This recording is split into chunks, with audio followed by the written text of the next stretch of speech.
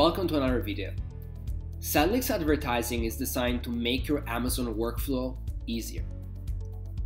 Sellics does so in two ways: automation and making manual bulk changes possible, unlike Vendor Central where bulk actions are not really available. Let's start with manual bulk changes. In the previous lesson, we looked at how to leverage the metrics on top of the Optimize tab. KPIs here on the left, your trend lines here on the right, and lastly, how to take into account the sales attribution window when looking at your performance metrics. Let's now move more south on the Optimize tab, over to this chart.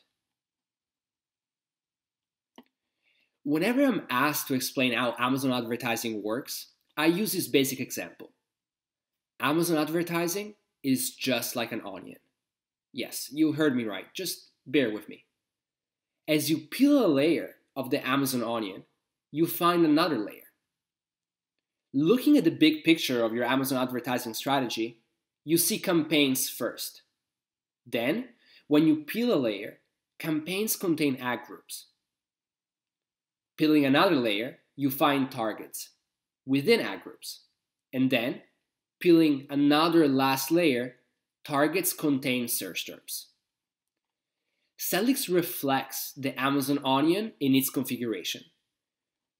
In this chart, in the Optimize tab, you can move left to right to access different layers of the Amazon onions. Starting with campaigns, then we peel another layer and move to ad groups. Then we move to targets, and lastly, to search terms. In order to make changes to your budgets, bids, and search terms in bulk, it is crucial to understand which layer of the Amazon advertising onion you need to act on. Is it going to be campaigns, ad groups, targets, or search terms? Now, we will cover everything you need to know to read these charts at a glance, your filters, and each bulk action that is available at each layer of the Amazon onion. On to the next lesson.